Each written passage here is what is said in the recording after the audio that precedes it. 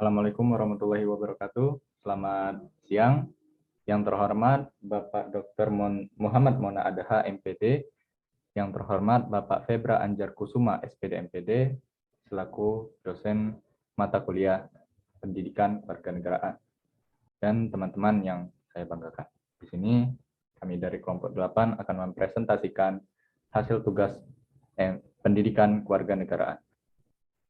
Yang pertama akan dibawakan oleh saya sendiri, Sol Hadi, yang kedua oleh Yulia, yang ketiga oleh Sabila Nur Hasanah, yang keempat oleh Nur Afifa, dan yang terakhir dibawakan oleh Hendra Suprawan.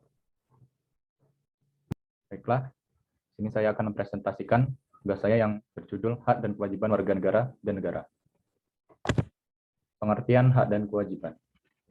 Hak adalah kuasa untuk menerima atau melakukan sesuatu yang semestinya diterima atau dilakukan melulu oleh pihak tertentu dan tidak dapat oleh pihak lain manapun yang ada pada prinsipnya dapat dituntut secara paksa olehnya. Wajib adalah beban untuk memberikan sesuatu yang semestinya dibiarkan atau diberikan melulu oleh pihak tertentu, tidak dapat oleh pihak lain manapun yang ada di prinsipnya dapat dituntut secara paksa oleh yang berkepentingan. Hak dan kewajiban warga negara merupakan wujud dari hubungan warga negara dengan negara. Hak dan kewajiban bersifat timbal balik. Warga negara memiliki hak dan kewajiban terhadap negara, sebaliknya pula dengan negara memiliki hak dan kewajiban terhadap warga negara. Konsep dan urgensi harmoni kewajiban dan hak negara dan warga negara. Hak dan kewajiban warga negara dan negara Indonesia diatur dalam Undang-Undang Dasar Negara Republik Indonesia tahun 1945, mulai pasal 27 sampai 34, termasuk di dalamnya ada hak asasi manusia dan kewajiban dasar manusia. Pengaturan akan hak dan kewajiban tersebut bersifat garis besar yang penjabarannya dituangkan dalam satu undang-undang. Sekalipun aspek kewajiban asasi manusia jumlahnya lebih sedikit jika dibandingkan dengan aspek hak asasi manusia sebagaimana tertuang dalam Undang-Undang Dasar Negara Republik Indonesia tahun 1945. Namun, secara filosofis tetap mengindikasikan adanya pandangan bangsa Indonesia bahwa hak asasi tidak dapat berjalan tanpa dibarengi kewajiban asasi. Dalam konteks ini, Indonesia menganut paham harmoni antara kewajiban dan hak ataupun sebaliknya, harmoni antara hak dan kewajiban. Yang pertama, sumber historis. Perjuangan penegakan hak asasi manusia. John Locke, seorang filsuf Inggris pada abad ke-17 yang pertama kali merumuskan adanya hak alamiah natural rights yang melekat pada setiap diri manusia, yaitu hak atas hidup, hak kebebasan, dan hak milik. 3 peristiwa penting di dunia barat, yaitu Magna Carta, Revolusi Amerika, dan Revolusi Prancis. Konsep ini pertama kali diperkenalkan oleh Presiden Amerika Serikat Franklin D. Roosevelt. Kebiasaan untuk beragama, freedom of religion, kebebasan untuk berbicara dan berpendapat, freedom of speech, kebebasan dari kemelaratan, freedom from want, dan kebebasan dari ketakutan, freedom from fear. Universitas Declaration of Human Rights, Deklarasi Universitas Hak Asasi Manusia. Yang kedua ada sumber sosiologis. Adanya konflik sosial terkait struktur sosial dan sistem budaya yang telah terbangun pada masa yang lalu, mencoba membaca situasi pasca reformasi sekarang ini terdapat beberapa gejala sosiologis fundamental yang menjadi sumber terjadinya berbagai gejolak dalam masyarakat. Kenyataan yang memprihatinkan bahwa setelah tumbangnya struktur kekuasaan autokrasi yang dimainkan rezim Orde Baru ternyata bukan demokrasi yang tidak pernah diperoleh, melainkan oligarki di mana kekuasaan terpusat pada sekelompok kecil elit, sementara sebagian besar rakyat atau demos tetap jauh dari sumber-sumber kekuasaan, wewenang, uang, hukum, informasi, pendidikan, dan sebagainya. Sumber terjadinya berbagai gejolak dalam masyarakat kita saat ini adalah akibat munculnya kebencian sosial budaya yang terselubung atau social-cultural animosity. Ketiga, sumber politik. Proses dan hasil perubahan Undang-Undang Dasar Negara Republik Indonesia tahun 1945 yang terjadi pada era reformasi, tuntunan reformasi di masyarakat, Dalam Undang-Undang Negara Republik Indonesia tahun 1945 terdapat pasal-pasal yang menimbulkan penafsiran beragam atau lebih dari satu tafsir atau multitafsir dan membuka peluang bagi penyelenggaraan negara yang otoriter, sentralistik, tertutup, berpotensi tumbuhnya praktik korupsi, kolusi, dan nepotisme, atau yang lebih sering dikenal dengan KKN. MPR melakukan perubahan secara bertahap dan sistematis dalam 4 kali perubahan. Yang pertama, itu pada sidang umum MPR 1999. Yang kedua, sidang tahunan pada MPR tahun 2000. Yang ketiga, sidang tahunan di tahun 2001. Dan yang keempat, ada sidang tahunan MPR di tahun 2002. Dari 4 kali perubahan tersebut dihasilkan berbagai aturan dasar yang baru, termasuk ihwal hak dan kewajiban asasi manusia yang diatur dalam pasal 28A sampai 28C. Esensi dan urgensi harmoni kewajiban dan hak negara dan warga negara. Jaminan akan hak dan kewajiban warga negara dan negara dengan segala dinamikanya diupayakan berdampak pada terpenuhnya keseimbangan yang harmonis antara hak dan kewajiban negara dan warga negara. Itu ada 4, yaitu agama, pendidikan dan kebudayaan, perekonomian nasional dan kesejahteraan rakyat, pertahanan dan keamanan. Lalu di sini saya mengambil studi kasus dari contohnya seperti pelanggaran terhadap hak warga negara. Bisa kita lihat dari kondisi yang saat ini terjadi di negara kita, yaitu angka putus sekolah yang cukup tinggi, yang mengindikasikan belum terlaksananya secara sepenuhnya amanat pasal 31 ayat 1 Undang-Undang Dasar Negara Republik Indonesia tahun 1945 yang menyatakan bahwa setiap warga negara berhak mendapatkan pendidikan. Lalu contoh pengingkaran kewajiban di sini saya mengambil itu contohnya membuang sampah sembarangan, melanggar aturan berlalu lintas, misalnya tidak memakai helm, tidak mempunyai surat izin mengemudi, tidak mematuhi rambu lalu lintas, tidak membawa surat tanda nomor kendaraan atau STNK, dan sebagainya. Kemudian solusi dari kasus tersebut yaitu pertama, dari kasus hak itu kita meminta para guru harus melakukan komunikasi secara intensif dengan orang tua murid, sehingga kondisi belajar anak dapat tetap terpantau dengan baik dan tetap memiliki semangat belajar. Pemda dan Dinas Pendidikan berkoordinasi dengan sekolah untuk mempertimbangkan besaran sumbangan pembinaan pendidikan atau SPP dan memberikan keringanan kepada siswa yang tidak mampu agar tetap dapat melanjutkan sekolah ataupun memiliki ijazah kelulusan sebagai persyaratan bekerja. Kemudian dari contoh kasus kewajiban, itu solusinya adalah sadar diri, tempat umum, rekreasi, dan lain-lain harus memiliki tempat sampah. Maksudnya, sadar diri itu adalah dari diri sendiri, yang dimana kita tidak boleh membuang sampah sembarangan, karena kita harus ingat bahayanya membuang sampah sembarangan dapat mengakibatkan banjir maupun tumpukan sampah yang mengakibatkan udara tidak sedap. Lalu di tempat umum, tempat rekreasi, kenapa harus memiliki tempat sampah? Agar pengunjung dan orang-orang yang datang tahu di mana harus membuang sampah yang mereka bawa. Kemudian yang kedua, sama dengan solusi sadar diri akan pentingnya hal tersebut. Bagaimana pentingnya membawa helm, membawa STNK apabila Anda mengalami kecelakaan dan tidak memakai helm, mati, mungkin meninggal, jadi orang-orang bisa mengidentifikasi, khususnya polisi bisa mengidentifikasi siapa korban tersebut dan bisa menghubungi siapa yang harus dihubungi. Kesimpulannya, yaitu esensi dan urgensi hak dan kewajiban warga negara dan negara dalam hal ini sebagai warga negara haruslah paham mengenai hak dan kewajiban sebagai warga negara. di mana kita sebagai warga negara memiliki hak dan juga memiliki kewajiban sebagai warga negara. Dan negara pun harus memahami dan mementingkan warga negaranya dan juga negaranya. Sekian yang dapat saya sampaikan. Kemudian materi selanjutnya akan dibawakan oleh Yulia. Yulia, persilahkan. Baik, terima kasih kepada Aksol Hadi. Sebelumnya izin memperkenalkan diri, nama saya Yulia, NPM 2113032048.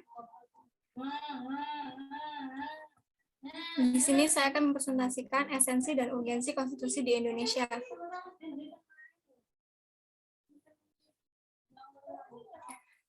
Yang pertama yaitu konstitusi. Konstitusi adalah seperangkat aturan atau hukum yang berisi ketentuan tentang bagaimana pemerintah diatur dan dijalankan. Oleh karena itu, aturan atau hukum yang terdapat dalam konstitusi itu mengatur hal-hal yang amat mendasar dari suatu negara. Maka konstitusi dikatakan pula sebagai hukum dasar yang dijadikan pegangan dalam penyelenggaraan suatu negara. Arti penting konstitusi suatu negara. Yang pertama, di dalam negara-negara yang mendasarkan dirinya atas demokrasi konstitusional, Undang-Undang Dasar mempunyai fungsi khas, yaitu membatasi kekuasaan pemerintah sedemikian rupa sehingga penyelenggara kekuasaan tidak sewenang-wenang. Dengan demikian, hak-hak warga akan lebih terlindungi. Yang kedua, eksistensi konstitusi dalam kehidupan ketatanegaraan suatu negara merupakan suatu hal yang sangat krusial, karena tanpa konstitusi bisa jadi tidak akan terbentuk suatu negara. Tujuan konstitusi di sini terdapat 3. Yang pertama yaitu untuk memberikan pembatasan dan pengawasan terhadap kekuasaan. Yang kedua, menjamin pemenuhan hak-hak dasar warga negara. Yang ketiga, untuk membebaskan kekuasaan dari kontrol mutlak para penguasa, serta menempatkan bagi penguasa tersebut batas-batas kekuasaan mereka. Next. Fungsi konstitusi. Yang pertama yaitu membatasi atau mengendalikan kekuasaan penguasa agar dalam menjalankan tidak sewenang-wenang terhadap rakyatnya, memberi sesuatu rangka dasar hukum bagi perubahan masyarakat yang dicita-citakan. Yang ketiga, dijadikan landasan penyelenggara negara menurut suatu sistem ketatanegaraan tertentu yang dijunjung tinggi oleh semua warganya. Dan yang terakhir yaitu menjamin hak-hak asasi manusia. Next. Konstitusi yang pernah berlaku di Indonesia ada 5. Yang pertama yaitu Undang-Undang Dasar 1945 yang berlaku pada tanggal 18 Agustus 1945 sampai 27 Desember 1949. Yang kedua yaitu Konstitusi RIS 1949 yang berlaku pada 27 Desember 1949 sampai 17 Agustus 1950. Yang ketiga yaitu UUDS atau Undang-Undang Sementara 1950 yang berlaku pada 17 Agustus 1950 sampai 5 Juli 1959. Yang keempat yaitu Undang-Undang 1945 yang berlaku pada 5 Juli 1959 sampai 11 Maret 1966. Yang terakhir yaitu Undang-Undang 1945 setelah diamandemen yang berlaku 19 Oktober 1999 sampai sekarang. Next. Lembaga-lembaga negara. Undang-Undang Dasar Negara Republik Indonesia tahun 1945 sebagai Konstitusi Indonesia mengatur keberadaan lembaga-lembaga negara mulai tugas, fungsi, wewenang, sampai pada susunan dan kedudukannya. Aturan dalam konstitusi ini dijabarkan oleh undang-undang, yaitu dalam UU nomor 42 tahun 2014 tentang MPR, DPR, DPD, dan DPRD. Undang-Undang nomor 3 tahun 2009 tentang Mahkamah Agung, Undang-Undang nomor 4 tahun 2014 tentang Mahkamah Konstitusi, Undang-Undang nomor 18 tahun 2011 tentang Komisi Yudisial, dan Undang-Undang nomor 15 tahun 2004 tentang BPK. Kekuatan substansi politik dalam lembaga tinggi negara Indonesia. Yang pertama yaitu Majelis Permusyawaratan Rakyat. Yang kedua, Dewan Perwakilan Rakyat. Dan yang ketiga, Dewan Perwakilan Daerah.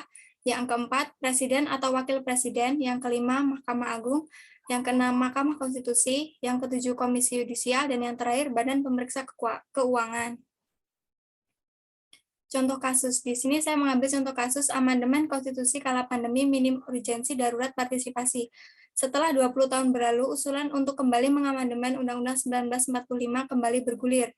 MPR menggulirkan isu tersebut dan bahkan DPD dengan resmi membuat tim khusus untuk mengolah gagasan-gagasan amandemen Undang-Undang 1945. Gagasan untuk mengamandemen Undang-Undang 1945 hadir seiring dengan mencuatnya isu mengenai MPR kembali berperan memilih presiden, perpanjangan periode masa jabatan presiden dan atau wakil presiden menjadi 3 periode, serta MPR menyusun GBHN untuk kemudian dijalankan oleh presiden. IKA meninjau usulan MPR dengan pemilihan presiden kembali melalui MPR sebagaimana di masa lalu. Maka usulan itu akan berdampak pada kembalinya praktik masa silam yang sebetulnya telah dihapuskan saat Undang-Undang Dasar 1945 di amandemen dahulu. Praktik masa lalu yang diinginkan kembali tersebut antara lain, yang pertama, pemilihan presiden oleh MPR, yang kedua, presiden memilih Madaratis MPR, yang ketiga, MPR menetapkan haluan negara, yang keempat, presiden bertanggung jawab pada MPR atas pelaksanaan haluan negara. Mengutip jajak pendapat indikator politik Indonesia 2020 yang menyebutkan semakin menurunnya kualitas demokrasi di Indonesia, maka inisiatif MPR tersebut merupakan sebuah upaya yang perlu ditolak. Berikut alasan PSHK memandang usulan amandemen terbatas Undang-Undang 1945 tersebut adalah bentuk korupsi terhadap hasil reformasi sehingga pantas ditolak dengan alasan berikut. Yang pertama, merusak demokrasi. Yang kedua, menolak sistem presidensial. Yang ketiga, merusak kedaulatan rakyat. Dan yang keempat, tidak mendesak. Solusi dari kasus tersebut yaitu perlu upaya-upaya sosialisasi atau pemasyarakatan dan internalisasi atau pembudayaan konstitusi kepada seluruh komponen bangsa. Dalam kasus ini, institusi pendidikan memegang peranan strategis bagi upaya-upaya sosialisasi dan internalisasi konstitusi dengan mentransformasikan pengetahuan, ilmu, dan budaya kepada peserta didik. Terima kasih. Materi selanjutnya akan dibacakan oleh Sabila Nur Hasanah. Sebelumnya, terima kasih kepada Yulia. Izin perkenalkan diri, nama saya Sabila Nur Hasanah dengan NPM 211332056. Di sini saya akan memaparkan materi mengenai esensi dan urgensi konstitusi Indonesia. Selanjutnya. Yang pertama, ada pengertian konstitusi. Konstitusi berasal dari istilah bahasa Prancis, yaitu constituer, artinya membentuk. Beberapa istilah dari konstitusi seperti grondwet, bahasa Belanda artinya yaitu wet berarti undang-undang, dan grond berarti tanah. Beberapa negara yang menggunakan istilah constitution atau bahasa Inggris untuk mengartikan konstitusi. Dalam bahasa Indonesia, konstitusi diartikan sebagai hukum dasar atau undang-undang dasar. Istilah itu menggambarkan keseluruhan sistem ketatanegaraan suatu negara. Konstitusi atau undang-undang dasar dalam negara adalah sebuah norma sistem politik dan hukum bentukan pada pemerintah. Negara biasanya dikodifikasikan sebagai kunci, melainkan hanya menjabarkan prinsip-prinsip adalah seperangkat aturan atau hukum yang berisi ketentuan tentang bagaimana pemerintah diatur dan dijalankan. Oleh karena itu, aturan atau hukum yang terdapat dalam konstitusi itu mengatur hal-hal yang amat mendasar dari suatu negara. Maka konstitusi dikatakan pula sebagai hukum dasar yang dijadikan pegangan dalam penyelenggaraan suatu negara. Berikutnya, fungsi konstitusi. Fungsi konstitusi adalah untuk membatasi kewenangan tindakan pemerintah, untuk menjamin hak-hak yang diperintah dan merumuskan pelaksanaan kekuatan yang berdaulat menurut C.F. Strong. Berikutnya, fungsi konstitusi secara umum. Yang pertama, konstitusi berfungsi membatasi kekuasaan pemerintah agar tidak terjadi sewenang-wenangan yang dapat dilakukan oleh pemerintah, sehingga hak-hak bagi warga negara dapat terlindungi dan tersalurkan. Yang kedua, konstitusi berfungsi sebagai piagam kelahiran suatu negara. Yang ketiga, fungsi konstitusi sebagai sumber hukum tertinggi. Yang keempat, fungsi konstitusi sebagai alat pembatasi kekuasaan. Yang kelima, konstitusi berfungsi sebagai identitas nasional dan lambang. Yang terakhir, ada konstitusi berfungsi sebagai pelindung hak asasi manusia dan kebebasan warga suatu negara. Yang ketiga, ada tujuan konstitusi. Tujuan konstitusi ada 3. Yang pertama, konstitusi bertujuan untuk memberikan pembatasan sekaligus pengawasan terhadap kekuasaan politik. Tujuan ini berfungsi untuk membatasi kekuasaan penguasa sehingga tidak melakukan tindakan yang merugikan masyarakat banyak. Yang kedua, konstitusi bertujuan untuk melepaskan kontrol kekuasaan dari penguasaan sendiri. Bisa juga memberikan perlindungan terhadap hak asasi manusia, sehingga dengan adanya konstitusi, maka setiap penguasa dan masyarakat wajib menghormati HAM dan berhak mendapatkan perlindungan dalam melakukan haknya. Yang selanjutnya ada konstitusi bertujuan memberikan batasan-batasan ketetapan bagi para penguasa dalam menjalankan kekuasaannya. Selain memberikan batasan-batasan untuk penguasa dalam menjalankan kekuasaannya, hal ini juga bertujuan untuk memberikan pedoman bagi penyelenggara negara agar negara dapat berdiri kokoh. Selanjutnya, yang keempat ada urgensi konstitusi dalam kehidupan berbangsa dan bernegara. Konstitusi merupakan jaminan yang paling efektif dalam menjaga agar kekuasaan yang ada dalam negara tidak salah digunakan dan hak asasi manusia atau warga negara tidak dilanggar. Konstitusi sangat penting artinya bagi suatu negara karena kedudukannya dalam mengatur dan membatasi kekuasaan dalam suatu negara. Dinamika konstitusi di Indonesia. Yang pertama, ada Undang-Undang NKRI 1945 atau masa kemerdekaan. Masa berlakunya yaitu dari tanggal 18 Agustus 1945 sampai dengan Agustus 1950. Dengan catatan, mulai 27 Desember 1949 sampai dengan 17 Agustus hanya berlaku di wilayah RI Proklamasi. Yang kedua ada Konstitusi RIS 1949. Masa berlakunya 27 Desember 1949 sampai dengan 17 Agustus 1950. Yang ketiga, Undang-Undang Dasar Sementara 1950. Masa berlakunya 17 Agustus 1950 sampai dengan 5 Juli 1959.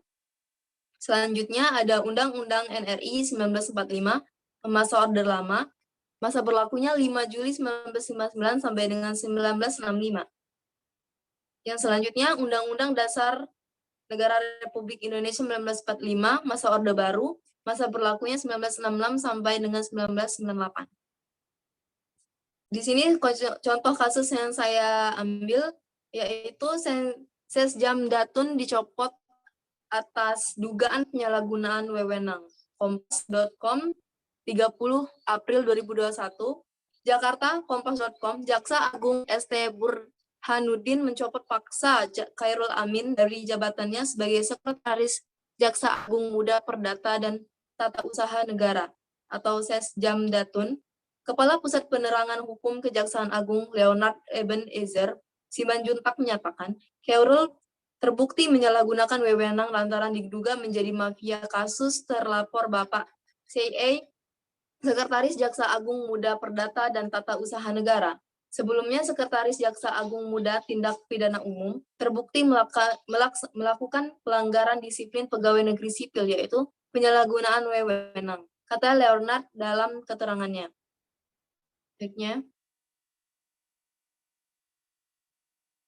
keputusan pencopotan itu tertuang dalam surat nomor Cap 427 BWJA 4 2021 tanggal 27 April 2021 tentang penjatuhan hukuman disiplin atau PHD tingkat berat berupa pembebasan dari jabatan struktural.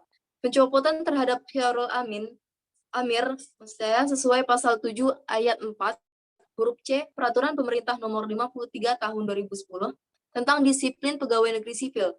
Dengan keputusan tersebut, kata Leonard, Khairul Amir tidak diperkenankan mengemban suatu jabatan apapun di Kejagung selama 2 tahun ke depan. Selanjutnya, 2 tahun sejak dikeluarkan keputusan tersebut, kepada yang bersangkutan dapat diangkat kembali dalam jabatan struktural setelah mendapat persetujuan tertulis dari Jaksa Agung Republik Indonesia. Tutur dia. Leonard tidak menjelaskan lebih detail soal kasus apa yang membelit Sesjam Datun, namun pada Maret lalu, Khairul Amir dan seorang pengacara bernama Natali Rusli dilaporkan ke Polda Metro Jaya atas dugaan penipuan dengan modus iming-iming penangguhan penahanan. Di sini solusinya, penyalahgunaan wewenang oleh aparatur negara merupakan kasus yang berkaitan dengan konstitusi, karena pihak yang terkait sudah melanggar peraturan atau konstitusi tentang kekuasaan. Tindakan yang diambil oleh Jaksa Agung ST Burhanuddin benar atas pencopotan jabatan Jaksa Khairul Amir sebagai Sekretaris Jaksa Agung Muda Perdata dan Tata Usaha Negara atau Sesjam Datun. Selanjutnya Selanjutnya diberi sanksi lebih agar menjadi pembelajaran supaya tidak melakukan pelanggaran yang sama lagi, serta akan menjadi efek jerah kepada yang melanggar maupun yang dengan yang lain. Seharusnya mereka yang melanggar paham betul atas konsekuensi atas tindakan yang dilakukan, karena yang akan dirugikan bukan hanya diri sendiri, melainkan banyak orang yang menjunjung tinggi keadilan. Baik, itu saja yang dapat saya sampaikan. Untuk pemaparan materi selanjutnya yang akan disampaikan oleh Afifah. Kepadanya, dipersilakan. Baik, terima kasih. Sebelumnya izin memperkenalkan diri, nama saya Nur Afifah dengan NPM 21130320072. Di sini saya akan membacakan materi tentang esensi dan urgensi harmoni kewajiban dan hak warga negara dan hak negara. Next. Konsep dan urgensi harmoni kewajiban dan hak negara dan warga negara. Yang pertama, hak adalah kuasa untuk menerima atau melakukan sesuatu yang semestinya diterima atau dilakukan melulu oleh pihak tertentu dan tidak dapat oleh pihak lain manapun yang pada prinsipnya dapat dituntut secara paksa olehnya. Yang kedua, wajib adalah beban untuk memberikan sesuatu yang semestinya dibiarkan atau diberikan melulu oleh pihak tertentu tidak dapat oleh pihak lain manapun yang pada prinsipnya dapat dituntut secara paksa oleh kepentingan. Jadi hak dan kewajiban warga negara merupakan wujud dari hubungan warga negara dengan negara. Hak dan kewajiban bersifat timbal balik, bahwa warga negara memiliki hak dan kewajiban terhadap negara. Begitupun sebaliknya, negara memiliki hak dan kewajiban terhadap warga negara. Next. Hak dan kewajiban warga negara adalah hak dan kewajiban warga negara dan negara Indonesia diatur dalam Undang-Undang Dasar Negara Republik Indonesia 1945, mulai dari pasal 27 sampai pasal 34, termasuk di dalamnya ada hak asasi manusia dan kewajiban dasar manusia. Pengaturan akan hak dan kewajiban tersebut bersifat garis besar yang penjabarannya dituangkan dalam suatu undang-undang. Sekalipun aspek kewajiban asasi manusia jumlah lebih sedikit jika dibandingkan dengan aspek hak asasi manusia, sebagaimana tertuang dalam Undang-Undang Dasar Negara Republik Indonesia 1945. Namun secara filosofis tetap mengidentifikasikan adanya pandangan bangsa Indonesia bahwa hak asasi tidak dapat berjalan tanpa dibarengi dengan kewajiban asasi. Nah, selanjutnya ada sumber historis, sosiologis, politik tentang harmoni kewajiban dan hak negara dan warga negara Indonesia. Yang pertama ada sumber historis. John Locke, seorang filsuf Inggris pada abad ke-17, yang pertama kali merumuskan adanya hak alamiah yang melekat pada setiap diri manusia, yaitu hak atas hidup, hak kebebasan, dan hak milik. Selanjutnya ada sumber sosiologis, adanya konflik sosial terkait struktur sosial dan sistem budaya yang telah terbangun pada masa lalu, mencoba membaca situasi pada pasca reformasi sekarang ini dapat beberapa gejala sosiologis fundamental yang menjadi sumber terjadinya berbagai gejolak dalam masyarakat. Yang ketiga ada sumber politik.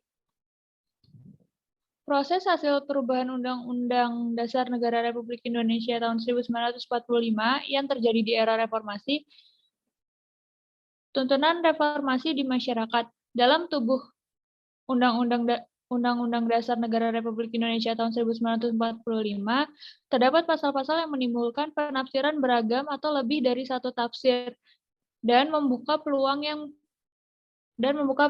bagi penyelenggara negara yang otoriter, sentralistik, tertutup, berpotensi tumbuhnya praktik korupsi, kolusi, dan nepotisme. Next. Selanjutnya ada dinamika dan tantangan harmoni kewajiban dan hak negara dan warga negara.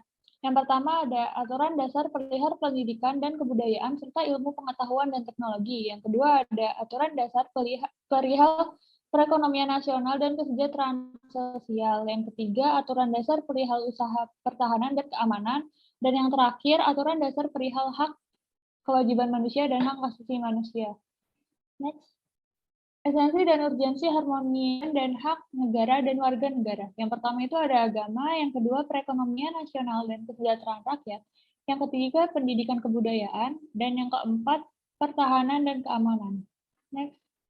Contoh kasusnya, seorang ibu membunuh anak kandung di Dukuh Sokawera, Kecamatan Tanjong, Kabupaten Brebes, Jawa Tengah pada hari Minggu 20 Maret 2022 pada pagi hari. Diduga tindakan yang dilakukan ibu berinisial KU berumur 35 tahun tersebut didasari depresi akibat kemiskinan atau himpitan ekonomi. Perbuatan KU diketahui usai tetangga mendengar teriakan histeris anaknya dari dalam rumah. Saat diberontak, tetangga mendapati kedua anak pelaku ARK berusia 7 tahun yang tergeletak meninggal dunia dengan kondisi bersimbah darah. Sementara kedua anak lainnya, yakni S berusia 10 tahun dan E berusia 4,5 tahun, mengalami luka di bagian dada dan leher, serta saat ini sedang menjalani perawatan intensif di Rumah Sakit Margono, Purwokerto. Next. Solusi dari kasus tersebut adalah untuk mencegah terjadinya pembunuhan yang juga cukup tinggi, selalu mempunyai pemikiran yang kita harus selalu mempunyai pemikiran yang positif. Tentu saja hal itu sangat penting. Jika Anda selalu berpikiran negatif, maka membuat pikiran Anda penuh dan Anda bisa melampiaskan dengan segala macam tindakan yang bahkan bisa membuat rugi. Selain itu, tentunya harus ada hukum pelindung hak asasi manusia. Pemerintah perlu menyediakan sarana untuk para pelanggar hak dan kewajiban. Setiap orang sama atau di mata hukum.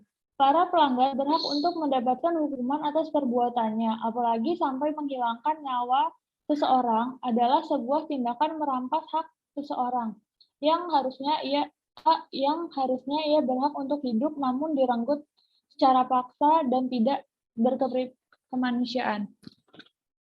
Next. Baik, terima kasih. Mungkin itu saja yang dapat saya sampaikan. Selanjutnya saya berikan kepada Hendra Supawan. Terima kasih, Nur Afifah. Izin memperkenalkan diri, nama saya Hendra Supawan, NPM 21130320016. Di sini saya mempresentasikan hasil kerja saya mengenai esensi dan urgensi konstitusi di Indonesia. Selanjutnya, apa itu konstitusi? Pengertian dari konstitusi, yang pertama, konstitusi ialah kumpulan kaidah yang memberikan pembatasan kekuasaan kepada penguasa. Yang kedua, konstitusi ialah dokumen tentang pembagian tugas dan wewenang dari sistem politik yang diterapkan. Yang ketiga, konstitusi ialah deskripsi yang menyangkut masalah dan hak asasi manusia. Selanjutnya, tujuan dan fungsi konstitusi. Secara garis besar, tujuan konstitusi adalah membatasi tindakan sewenang-wenang pemerintah, menjamin hak-hak rakyat yang diperintah, dan menetapkan pelaksanaan kekuasaan yang berdaulat. Menurut Bagirmanan, hakikat dari konstitusi merupakan perwujudan paham tentang konstitusi atau konstitusional, yaitu pembatasan terhadap kekuasaan pemerintah di suatu pihak dan jaminan terhadap hak-hak warga negara maupun setiap penduduk di pihak lain. Dalam paham konstitusi demokratis, isi konstitusional meliputi yang pertama, anatomi kekuasaan atau kekuasaan politik, tunduk kepada hukum. Yang kedua, jaminan dan pelindungan hak-hak asasi manusia. Yang ketiga, peradilan yang bebas dan mandiri. Yang keempat, pertanggungjawaban kepada rakyat atau akuntabilitas publik sebagai sandi utama dari asas kedaulatan rakyat. Selanjutnya, pelaksanaan konstitusi di Indonesia. Dalam perjalanan sejarah, konstitusi Indonesia telah mengalami beberapa kali perubahan, baik nama maupun substansi materi yang dikandungnya. Yang pertama, Undang-Undang UUD 1945 pada tanggal 18 Agustus 1945 sampai 27 Desember 1949. Saat Indonesia diproklamasikan pada tanggal 17 Agustus 1945, Indonesia yang baru ini belum mempunyai undang-undang. Sehari kemudian, pada tanggal 18 Agustus 1945, rancangan undang-undang disahkan oleh PPKI sebagai Undang-Undang Dasar Republik Indonesia setelah mengalami beberapa proses. Yang kedua, Konstitusi Republik Indonesia Serikat pada tanggal 27 Desember 1949 sampai 17 Agustus 1950. Perjalanan negara baru Republik Indonesia ternyata tidak luput dari rongrongan pihak Belanda yang menginginkan untuk kembali berkuasa di Indonesia. Akibatnya, Belanda mencoba untuk mendirikan negara-negara seperti negara Sumatera Timur, negara Indonesia Timur, negara Jawa Timur, dan sebagainya. Selanjutnya, 3. Undang-Undang Dasar Sementara atau UUDS Republik Indonesia 1950 pada tanggal 17 Agustus 1950 sampai 5 Juli 1959. Periode federal dari 1949 merupakan perubahan sementara karena sesungguhnya bangsa Indonesia sejak 17 Agustus 1945 menghendaki sifat kesatuan. Maka negara Republik Indonesia Serikat tidak bertahan lama karena terjadinya penggabungan negara Republik Indonesia. Yang keempat, Undang-Undang 1945 atau Dekret Presiden 5 Juli 1959 sampai sekarang. Dengan Dekret Presiden 5 Juli 1959, berlakulah kembali Undang-Undang Dasar 1945 dan perubahan Majelis Permusyawaratan Rakyat. Sementara Orde Lama pada masa 1959 sampai 1965 menjadi Majelis Permusyawaratan Rakyat sementara Orde Baru. Perubahan itu dilakukan karena Majelis Permusyawaratan Rakyat sementara Orde Baru dianggap kurang mencerminkan pelaksanaan Undang-Undang Dasar 1945 secara murni dan konsekuen.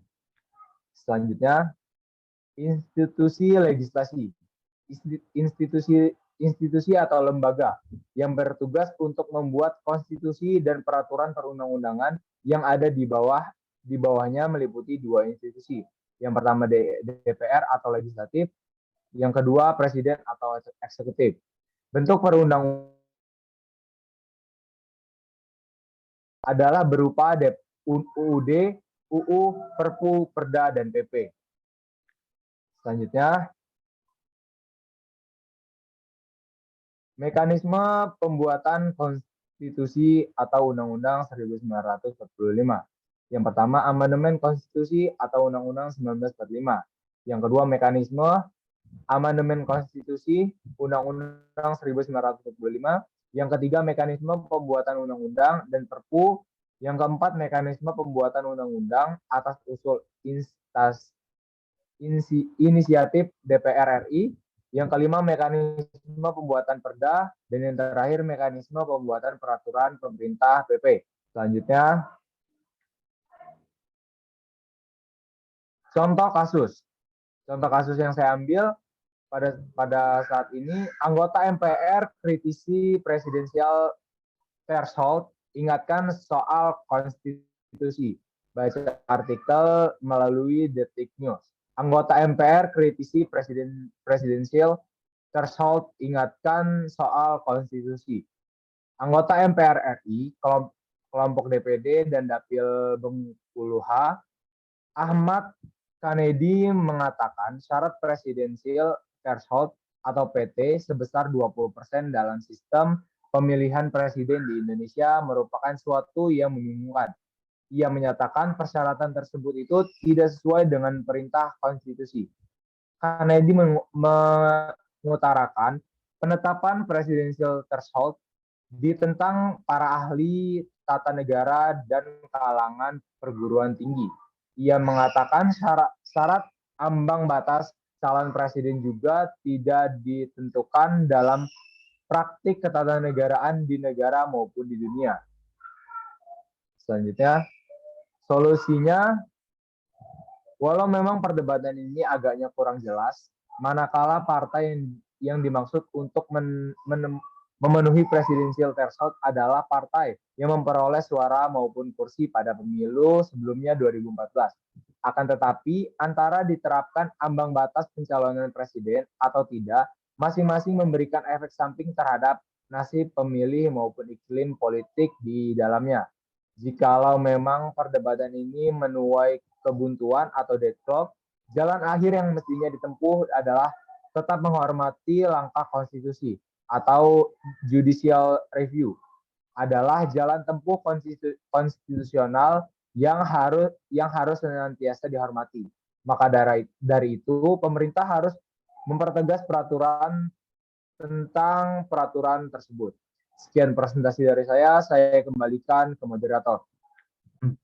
Terima kasih kepada Hendra Suprawan, dan terima kasih juga kepada teman-teman yang lainnya. Itulah presentasi dari kelompok kami. Kurang lebihnya kami mohon maaf apabila ada kesalahan kata dan kekurangan teknis lainnya. Sekian, wassalamualaikum warahmatullahi wabarakatuh.